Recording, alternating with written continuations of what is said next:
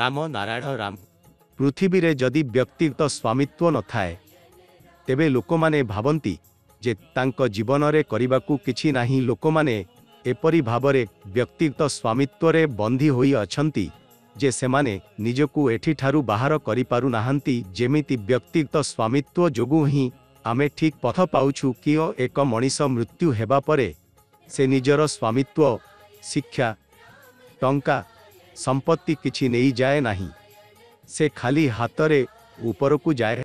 मनीष जेतेबेले जन्म ग्रहण करे से खाली हातरे आसे। जेउ माने एही पृथ्वी रे जन्म नेइछंती सेमाने कोनोसी धर्मर नाम नेई जन्म नेई नथिले, किंतु सेमाने सबु रुआई जन्म नेले। ताहेले एते धर्म केउठी आसिला? अनुमानिक 400टी धर्म अछि।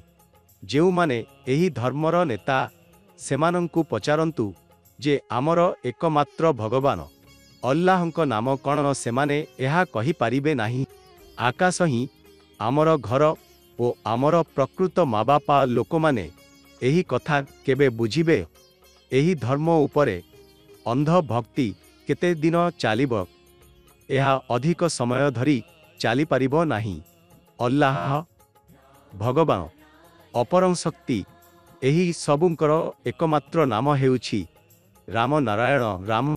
एठी राम कहिले दशरथंक पुए राम नुह, बरं एठी रामर अर्थ हेउछि आकाश। आकाशरु जन्म नेइथिबा प्रत्येक जीव, तारा, ग्रह, नक्षत्र सेमाने हेउछंती नारायण।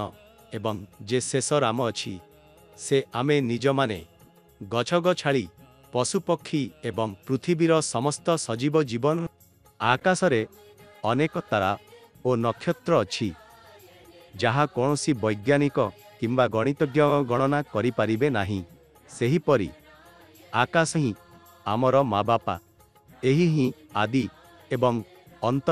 जेतेबेले आपण राम नारायण राम ध्यान करिबे से आपणंकु सुनिब, बुझिब एवं आपण सह कथा हेब। आपणंकर विवेक ही आपणंक भगवान अल्लाह ईश्वर। तेणु आपण विवेकर कथा शुणंतु, तांको सह हाथ मिलांतु एवं विवेकंक दास होई जांतु। आकाश ही शिशुमानंकु जन्म देई थाए। माँ बापा माने केवल एक उपाय। आमे जेउठी ठारू आसीछु सेठी ही आम भितरे अछि। एही समस्त सृष्टि जिए निर्माण करिछंती से आम भितरे बसिछंती, किंतु आमे सेठी ठारू मुह घुराई मानव निर्मित धर्म पछरे दौड़ुछु। जदि आपण एग्रेई जिबाकू चाहंती तेबे निजर जीवन रे प्राकृतिक धर्म को ग्रहण करिबाकू हेब।